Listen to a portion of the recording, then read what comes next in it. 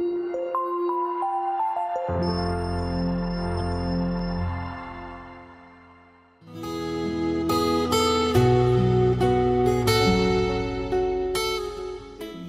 me toca compartir con ustedes en esa iglesia activa y presente cómo se ve, cómo se nota una iglesia comprometida. Y en primer lugar me gustaría compartir con ustedes sobre el compromiso de la iglesia local y el primer aspecto, porque una iglesia comprometida vive a Cristo. Y esto se observa en su pureza. En Efesios capítulo 5, versículo 24, leemos lo siguiente: la iglesia está sujeta a Cristo, así también las casadas lo estén a sus maridos en todo. Maridos, amad a vuestras mujeres, así como Cristo amó a la iglesia y se entregó a sí misma por ella, para santificarla, habiéndola purificado en el lavamiento del agua por la palabra, a fin de presentársela a sí mismo una iglesia gloriosa, que no tuviese mancha, ni arruga, ni cosa semejante, sino que fuese santa y sin mancha. La iglesia comprometida vive a Cristo, y esto se observa en su pureza. La iglesia está sujeta a Cristo. Cristo amó a la iglesia y se entregó a sí mismo por ella. ¿Para qué? Para santificarla, habiéndola purificado en el lavamiento del agua por la palabra, y el fin de esto era por presentarla como una iglesia gloriosa, que no tuviese mancha, ni arruga, ni cosa semejante, sino que fuese santa y sin mancha. La misma experiencia que puede y a la cual es desafiada el matrimonio en lo más íntimo de su hogar, de vivir esta realidad, es extraída por la belleza de esta imagen de cómo convive Cristo con su iglesia y su iglesia con Cristo. Una iglesia que está comprometida vive a Cristo y se observa en su pureza.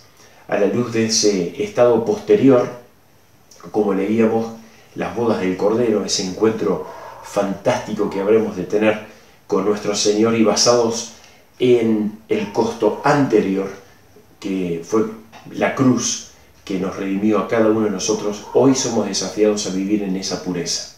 Hemos sido y seguimos siendo santificados para ser una iglesia gloriosa, que no tuviese mancha, ni arruga, ni cosa semejante, sino que fuese santa y sin mancha.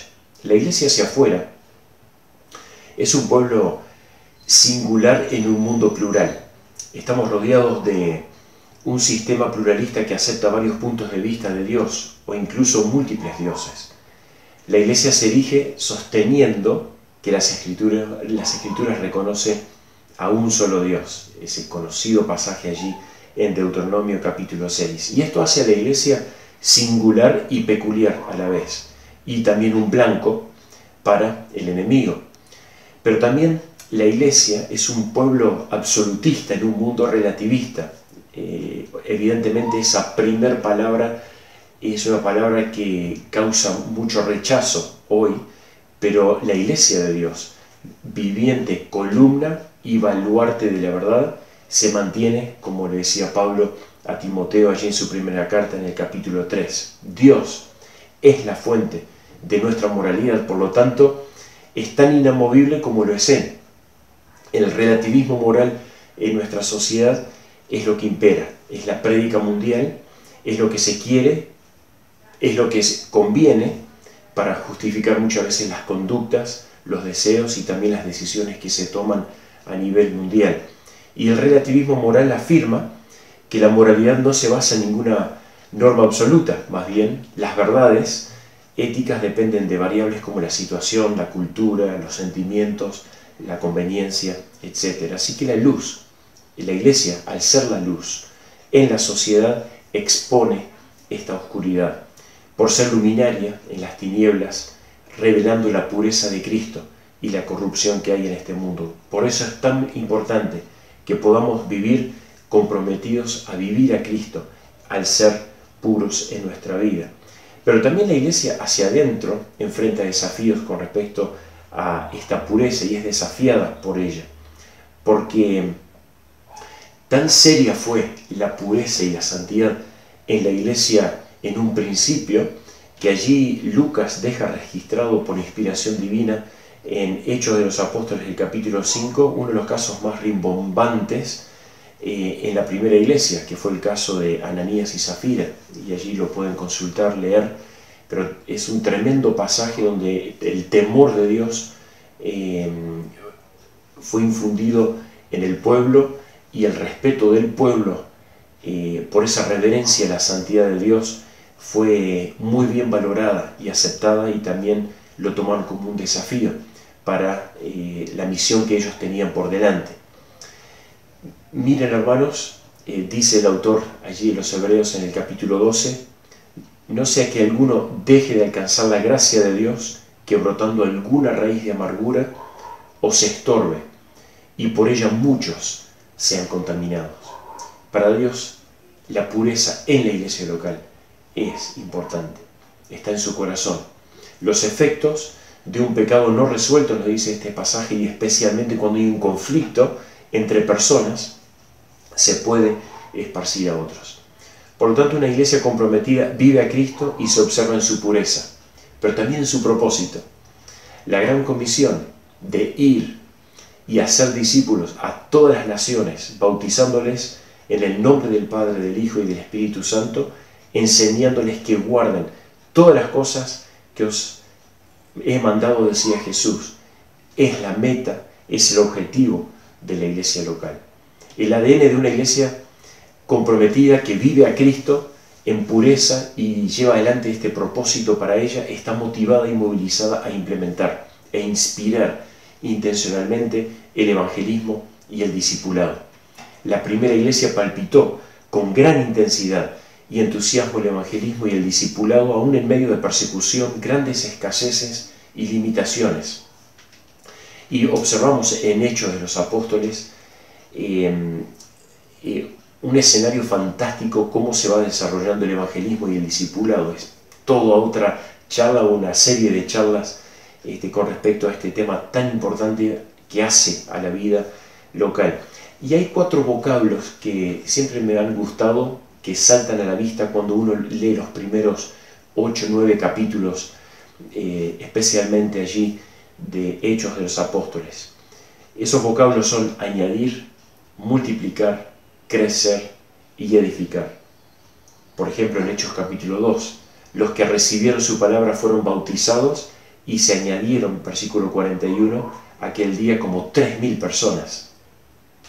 El Señor añadía cada día a la iglesia los que habían de ser salvos. Allí leemos en el versículo 47 de ese mismo capítulo. Más adelante, en el capítulo 6, crecía la palabra del Señor y el número de los discípulos se multiplicaba grandemente. En Jerusalén también muchos de los sacerdotes obedecían a la fe, esa casta religiosa que se opuso a Jesús y al inicio de la iglesia. Bueno, muchos de ellos estaban acercándose a la fe. Y dice que la palabra del Señor, capítulo 12, versículo 24, crecía y se multiplicaba. En el capítulo 9 leemos que las iglesias tenían paz en toda Judea, Galilea y Samaria, y eran edificadas, andando en el temor del Señor, y se acrecentaban fortalecidas por el Espíritu Santo. Por lo tanto, una iglesia activa, una iglesia comprometida, que está presente y que vive a Cristo, se observa en su propósito y cómo vive el propósito que Cristo dejó para ella de ir y predicar y hacer discípulos. Pero también una iglesia comprometida que vive a Cristo se observa en sus proyecciones. La primera iglesia, como hemos venido citando, se había proyectado de Jerusalén a Judea, después avanzaron a Samaria y más allá, alcanzando judíos como gentiles, tal como lo había solicitado Jesús. Y en Hechos capítulo 1, versículo 8, ese efecto Ripple, o el efecto dominó, como lo conocemos en español, cuando Jesús les pidió a los discípulos que esperaran en Jerusalén para que recibieran poder cuando hubiera venido sobre ellos el Espíritu Santo, para que fueran testigos en Jerusalén, en toda Judea, en Samaria y hasta lo último de la tierra. Una realidad que a medida que vamos leyendo los primeros capítulos allí en Hechos de los Apóstoles, lo vemos como la experiencia de aquella iglesia local. Es gratificante observar, y debe ser hermoso para Cristo como cabeza de la iglesia, ver cuando una iglesia local, como la de ustedes, está involucrada en ministerios de alcance, de proyección, que van más allá de lo local, que se extiende a lo regional y también a lo global. Una iglesia que ve y es parte de la gracia de Dios, lanzando, sirviendo, enviando y sosteniendo proyectos misioneros, plantación de iglesias, revitalización de iglesias, envío de misioneros, etcétera, etcétera. Es preciso prestar atención a la iglesia de Jerusalén y Antioquía, allí en Hechos de los Apóstoles, para ver esa dinámica propia del Espíritu Santo proyectando a su iglesia cuando ella se deja dirigir por él. Por lo tanto, una iglesia activa y presente, comprometida a vivir a Cristo, está crucificada juntamente con Cristo y ya no vive para sí, para sus intereses, ni siquiera para sus intereses locales, ni tampoco los individuales, mas vive Cristo en ella, y lo que ahora vive en la carne, como dice el apóstol Pablo allí en Gálatas 2:20, puede ser nuestro. Lo que vivimos en la fe del Hijo de Dios, el cual me amó y se entregó a sí mismo por mí. Qué hermoso cuando se puede observar en una iglesia que vive a Cristo su pureza, vive el propósito que Cristo y el envío puntual que hace a sus discípulos de ir y predicar el Evangelio y en todas sus proyecciones. Una iglesia activa y presente, comprometida a vivir a Cristo. También valora el servicio.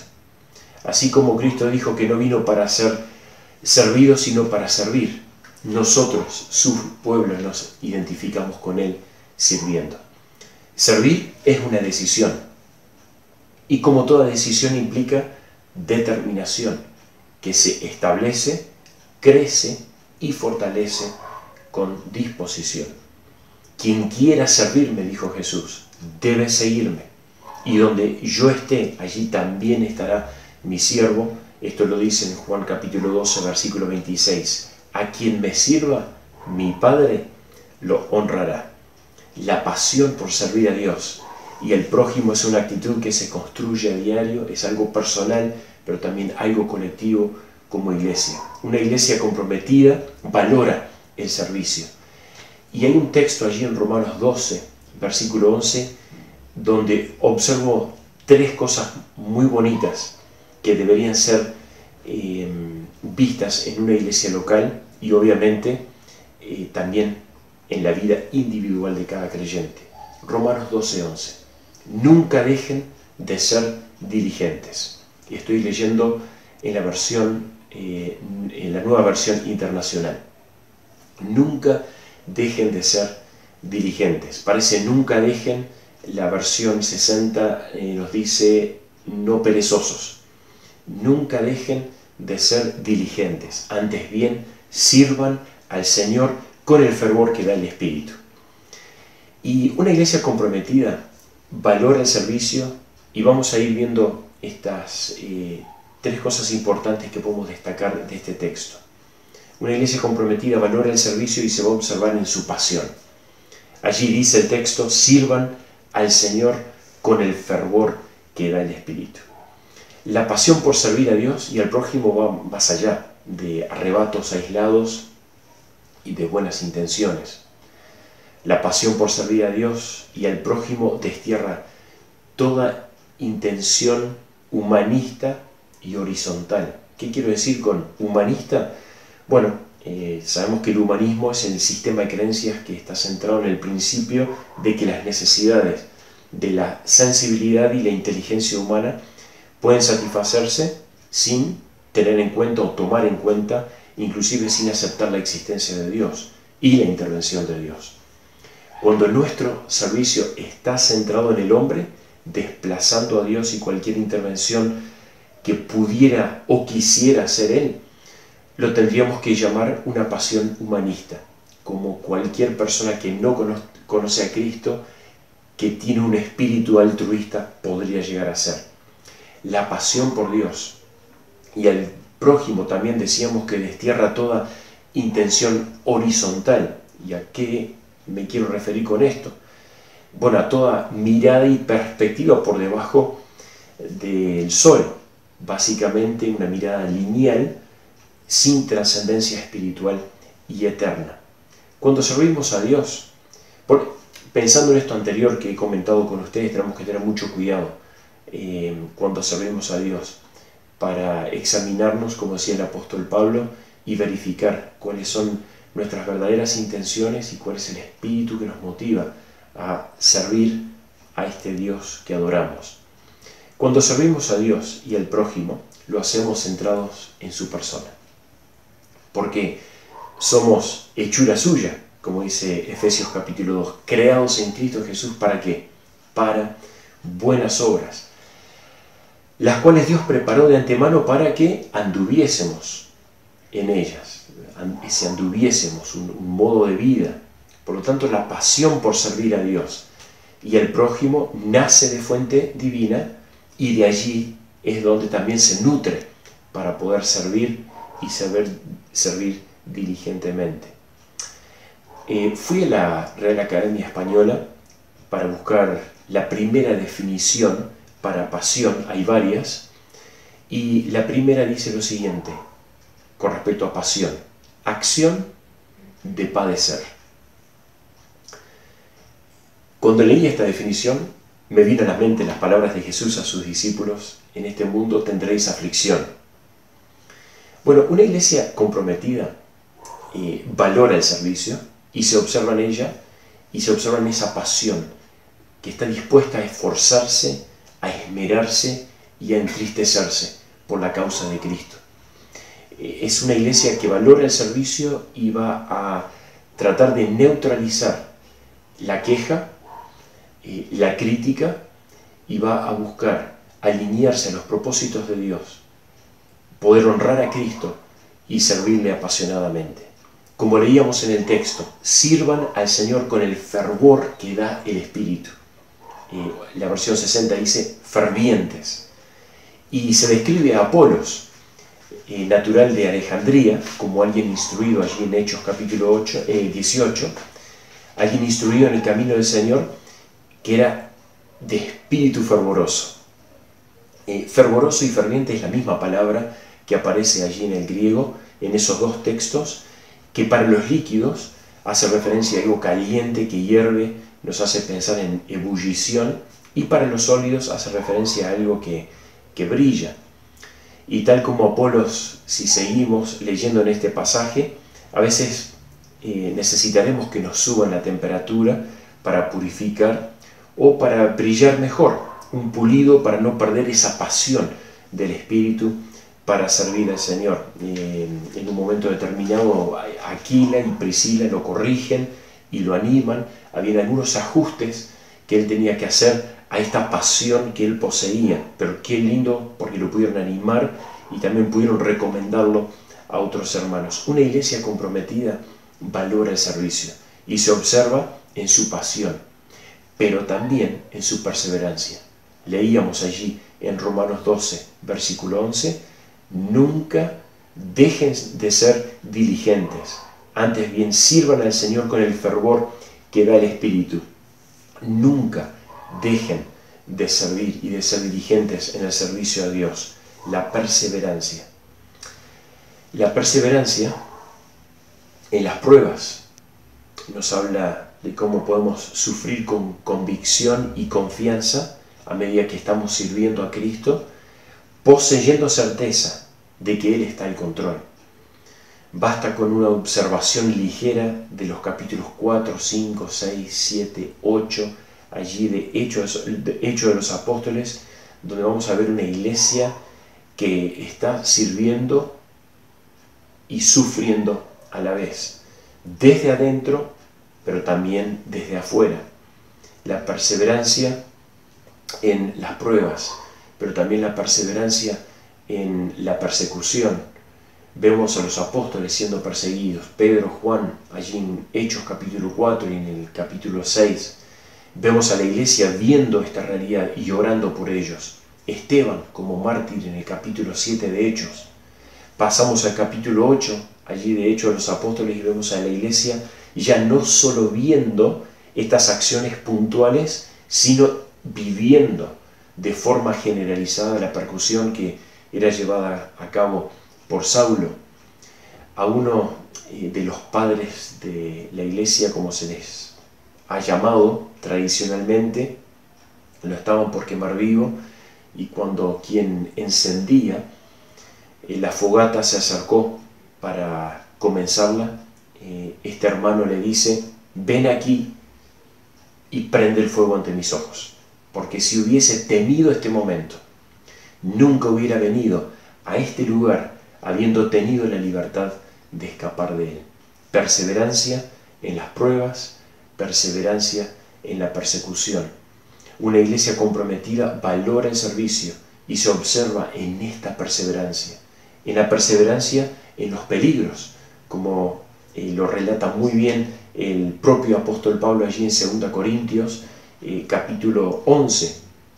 Muchos peligros a los cuales él estuvo expuesto, y él estuvo dispuesto a servir a Cristo y al prójimo, y describió claramente y contundentemente que los peligros habrían de existir y que eran parte de su experiencia de servir a Cristo. Perseverancia también en los problemas, porque van a surgir. Y allí mismo el apóstol Pablo, en ese capítulo de 2 Corintios 11, habla cómo sobre él se agolpaba cada día la preocupación por todas las iglesias, muchas de las iglesias que él había fundado. El servicio a Dios y al prójimo te expone a la desilusión, al dolor y al desánimo. Pero hermanos, Dios no es injusto como para olvidarse de las obras y del amor que para su gloria ustedes han mostrado sirviendo a los santos, como lo siguen haciendo.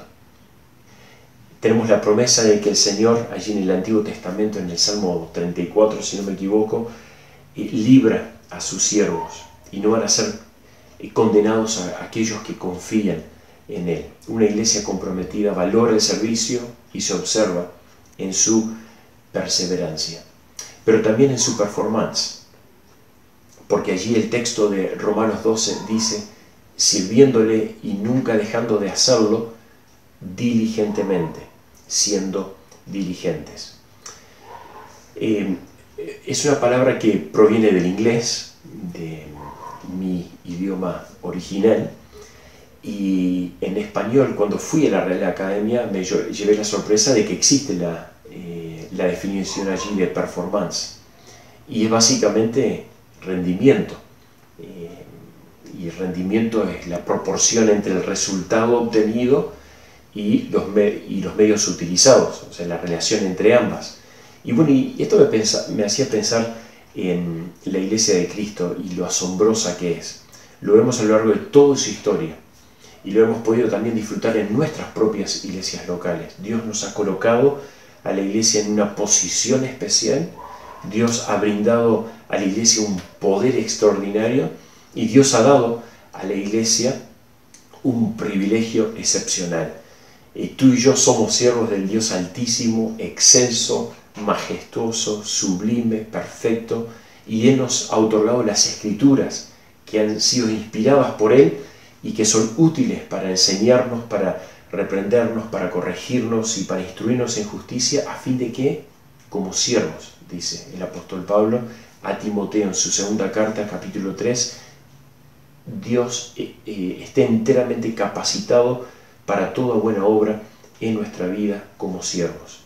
Poseemos, por capacitación divina, la oportunidad de servir con gracia, de servir con generosidad, de servir con gratitud, de servir con gozo. Y estos son distintivos de Cristo que observamos allí cuando Él le lavaba los pies a sus discípulos en el Evangelio de Juan, en el capítulo 13. Y son distintivos de Cristo que son expresados a través del pueblo de Dios. La iglesia que marcha adelante a un ritmo imparable e imbatible, con un compromiso inquebrantable. Y la performance de la iglesia no está limitada por lo que nosotros somos o podemos hacer o dejemos de hacer, sino por lo que Cristo puede concretar a través nuestro cuando nuestros corazones están viviendo a Cristo. Por lo tanto, mis queridos hermanos, manténganse firmes, como decía el apóstol Pablo a la iglesia de Corinto, allí en el capítulo 15 de su primera carta. Mis queridos hermanos, manténganse firmes e inconmovibles, progresando siempre en la obra del Señor, conscientes de que su trabajo en el Señor no es en vano. Hermanos, sean una iglesia activa y presente para la gloria de Dios. Sean una iglesia comprometida, que vive a Cristo y valora el servicio, comprometido con la causa de Cristo, con su persona y con la comunidad de fe que ustedes poseen allí en su congregación. Que Cristo sea glorificado a través de ustedes. Que el Señor les bendiga.